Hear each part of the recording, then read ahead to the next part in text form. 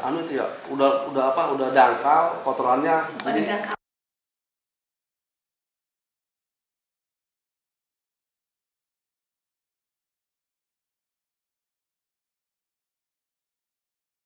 Anu itu ya, udah dangkal kotorannya. Bukan dangkal lagi, iya, Pak, udah lumpur semua, udah nggak ada air. Air tuh nggak ada sama sekali.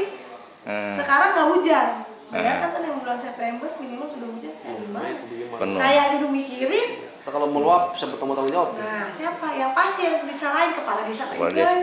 Iyalah. Semua yang disalahin camat mah. Kalau sampahnya ke rel itu? Nah, itu sih udah saya bilangin, kita udah bikin surat ke dinas kereta api itu stasiun. Jawabannya, Bu, ini harus dirapatkan dulu. Pak Camat, ayo kerja bakti, saya udah 2 kali Pak kerja bakti di situ. Kalau cuma pakai tenaga manusia, saya capek beliin nasi, capek beliin minum, beliin rokok, kerjanya enggak. Nah, daripada buang uang yang nggak karuan begitu, oke lah kita cari belkok. Cuman dari dinas kebersihan tolong itu bantuan mobilnya. Buat terus pengangkut sampahnya ya. Ya memang sih dibantu, Bu Lurah dibantu gratis. Tapi bensinnya kan sama supir sama ini tetap ada biayanya. Maksud saya memang ada dana juga dari kita, pokoknya bersih lah itu mobil. Gratis. Kita tinggal bantu tenaga doang. Nah, belkok kita cari, kita sewa gitu, Pak. Bicaranya itu sampah udah luar biasa. Itu emang sampah dari mana aja tuh, Bu? Sampah itu kan kalinya dari desa sebelahnya kan desa Tambun. Terus sana ada desa Tambun dengan Tridaan Setia Dharma. Kembali lagi kebanyakan juga orang lewat, Pak. Nah itu yang nggak bisa diprediksi, orang lewat itu. Yang tempat sampah yang lewat buang aja sembari lewat. Jadi kan di situ di pinggir jalan aja kita capek bersihinnya. Ya mungkin minimal ada dari Pemda itu ada program memang benar-benar hayo loh sampah bareng-bareng seperti apa gitu Pak. Jadi semua desa kerja ngambil sampah memang ada programnya lah. Gitu. Apalagi Bupati pengen dapat adipura ya Bu ya. Pak, jangan mimpi gitu. Bersih dulu aja dah. Gitu. Relawan kebersihan dari Desa Mekarsari sendiri gimana? Kalau relawan sih kita untuk yang 3R atau di TPS itu sudah jalan Pak. Dan mereka hanya fokus sampah yang ada hari ini, maksudnya minggu ini. Jadi untuk sampah kali itu di luar itu. Di luar set job mereka. Nah, di luar pekerjaan mereka. Itu sih sudah jalan, sudah penimbangan, sudah bagus lah, sudah jalan, bank sampahnya sudah jalan. Memang kita baru 2 RW yang jalan. Mungkin ya, karena kan tempatnya juga penggilingannya juga tidak memenuhi kuota untuk sampah yang masuk, volumenya nggak bisa mengcover mesinnya. Kembali ke tempat sampah tadi, apa yang kali banyak sampah itu Bu ya? Itu upaya dari pemerintah desa maupun pemerintah kabupaten untuk menumbuhkan kesadaran tidak membawa sampah ke kali seperti apa sih Bu? Kalau pihak desa ya Pak, kita sudah bikin himbauan ke warga, sudah sering juga kasih rapat cara pemilahan sampah organik dan non organik. Tapi kembali lagi moralnya mungkin kesadarannya masih kurang. Ya mungkin kalau memang ada seperti orang bawa naik motor nggak pakai helm ditangkap polisi, mungkin bisa. Jadi memang harus ada undang-undang yang jelas kali Pak. Gitu. Jadi ada efek jeraknya deh. Kalau nggak ada efek jerak mah. Nah kalau zaman dulu kali mungkin kayak Pak RW lahan rumahnya ada lah. Pekarangan ya.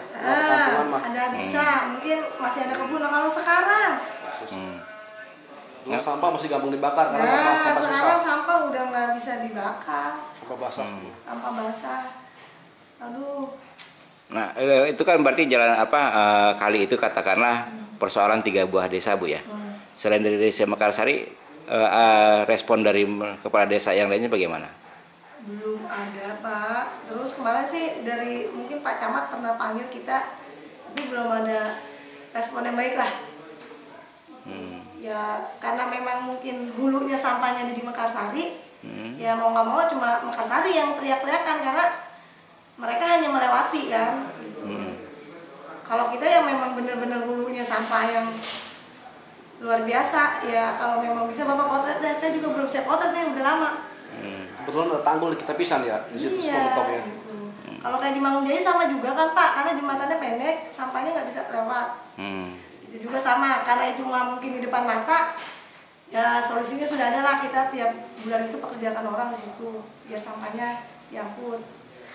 Cuman kalau di sana kayaknya nggak sanggup juga karena sampahnya terlalu banyak gitu. Ya mungkin harapan saya sih satu, dinas-dinas terkait bisa membantu bagaimana caranya menyelesaikan itu sampah. Betul. Selama ini ada tanggapan dari dinas pengairan? Dinas Irigasi, pengairan sih ya? belum ya, cuma kalau dari dinas kebersihan sih sudah ada beberapa kali juga. Kita dulu pernah dibantu juga satu pengangkutan sampai 40 truk sampah dari provinsi. Sudah ngajuin. Kedua, dari kepolisian sudah. Kerja bakti tingkat desa sudah beberapa kali. Ya karena sampahnya mungkin tiap hari volumenya nambah lagi. Gimana ya Pak? Ya mungkin kemarin saya udah ngomong ya Pak, waktu kita ada biara ada Kapolsek ya. Mohon bantuannya dari kepolisian, kalau memang ada yang buang sampah tolong ditangkap, kita serahin ke kepolisian. Dari kepolisian juga tolong gitu. Untuk membuat jerah ya. Efek jerah masyarakat seperti apa gitu. Jadi biar oh iya loh kalau buang sampah ditangkap gitu Pak.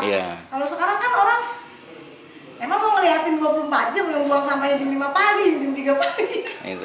Kelihatan. Di depan rumah kita lagi dibuangin. Respon dari Kapolsek saat itu, Bu? Siap, membantu. Cuman ini yang mau nangkep sih. Sementara belum ada perdanya tentang buang sampah sembarangan ya, Bu ya? Perdanya sih mungkin belum ada, cuma kemarin sih ada ya di perda gitu. Cuman mungkin sosialisasinya belum, terus belum jelas. Ya kita mau mungkin bener-bener dijalanin Pak, seperti orang nggak pakai helm udah di jalanan gitu. Pasti orang mau pakai helm ke jalanan itu nggak pakai helm ditangkap. Ada rasa takut seperti itu mungkin karena memang manusia Indonesia udah kayak gitu ya, karena harus kesadarannya harus takut dulu ada sesuatu yang akan bikin dia rugi baru takut. Kalau nggak mah ya udah. Jadi harus ada efek jerah ya Bu ya? Undang-undang yang benar-benar jelas gitu. Bukan hanya di kabupaten aja Pak, mungkin di pusat juga itu mah udah tingkatnya. Bicara sampah cuma bukan hanya tingkat desa, tingkat kecamatan atau kabupaten, udah tingkat nasional Pak. Sampah. Kalau bicara seperti itu kan berarti kita bisa pilih ya Bu ya. Kayak misalnya contoh di Bandung, Ridwan Kamil dengan programnya. Minimal Gitu. kalau mungkin sudah disosialisasikan sudah seperti itu, orang tahu oh iya loh. Di Bandung aja udah bisa loh begitu, di Bekasi kan belum.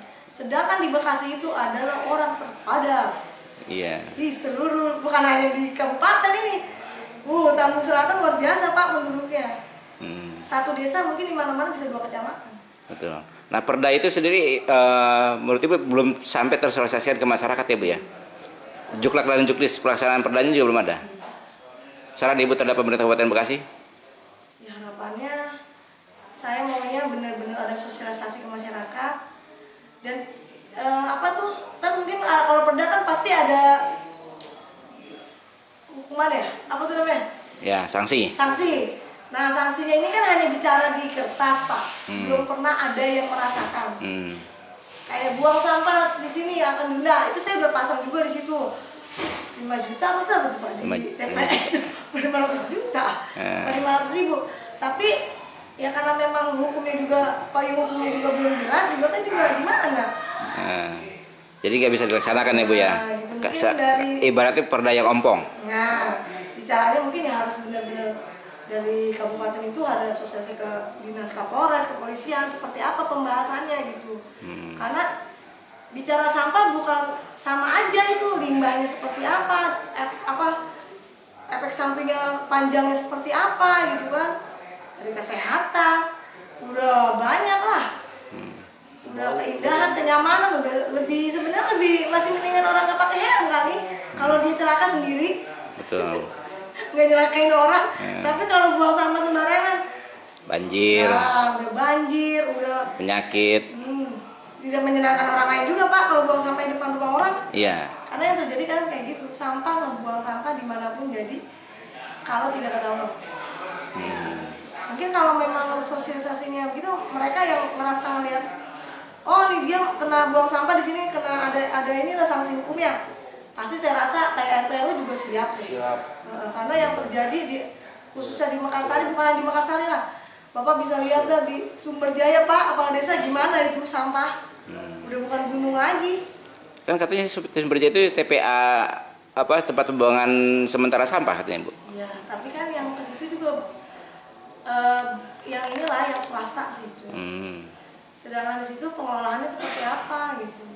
Limbah sampahnya. Mungkin harapan saya sih pemerintah kalau memang Serius? ada uang, ada anggaran, kenapa enggak sih bikin alat yang memang kayak di luar negeri yang bisa langsung Insulator.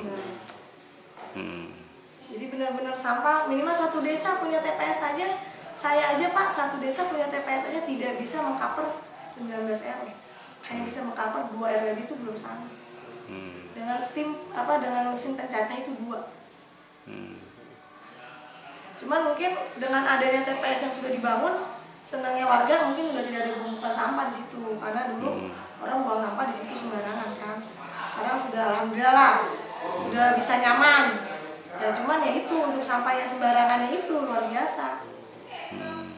Jadi memang mungkin kalau juknisnya apa sih dinas kebersihannya juga kurang ya Pak ya. Kayaknya dari kabupaten sampai gimana saya nggak ngerti. Masih kalau memang sana di desa masing-masing desa bikin anggaran untuk dinas kebersihan desa ya kan, kalau ada instruksi juknisnya jelas mungkin juga bisa dilaksanakan. Jangan cuma sekarang nih sampah bicaranya ayo peduli sampah hanya slogannya doang. Actionnya tidak ada. NATO dong ya. Nah bicara kepala desa Bapak yang namanya dilihat. Ya kalau yang lainnya mungkin kagak kelihatan katanya, jalannya naik mobil. Kalau kita ada sampah numpuk aja warga udah telepon. Lurah gimana sih ada sampah? Nah kembali tadi ke persoalan sampah yang di kali itu Bu, harapan Ibu terhadap pemerintah Kabupaten Bekasi dan upaya Ibu sendiri. Harapan saya mungkin kalau memang bisa diprogramkan di anggaran dana APBN ataupun anggaran desa lah gitu, tidak menyalahi aturan program dari irigasi ya kenapa enggak gitu harapan. Cuman karena kan takutnya program yang kita buat menyalahi aturan juga salah juga secara hukum. Niatnya baik belum tentu hasilnya baik Pak. Cuman tingkat kepeduliannya kan bukan hanya cuma desa, harus bersinergi dengan yang di atas. Siap. Okay. Ya mungkin harapan yang paling utama mah itu bagaimana sampah diangkut ya. Saya udah teriak-teriak udah dari berapa bulan nih Pak. Kalau sekarang mah musim belum hujan, belum musim penghujan, mungkin masih. Mungkin nggak dinormalisasi kali di situ. Belum ada berita. Belum ada berita ya. Kalau bisa dinormalisasi, katakanlah kan jadi agak dalam ya. Ya. Gitu sampah itu. Nah itu. Gitu. Harapan saya seperti itu. Normalisasinya itu benar-benar normalisasi Pak. Jangan cuma normalisasi doang. Asal ngangkut doang ya. Asal geruk doang dikit udah selesai. Jadi yang penting ada fotonya ngangkut berak.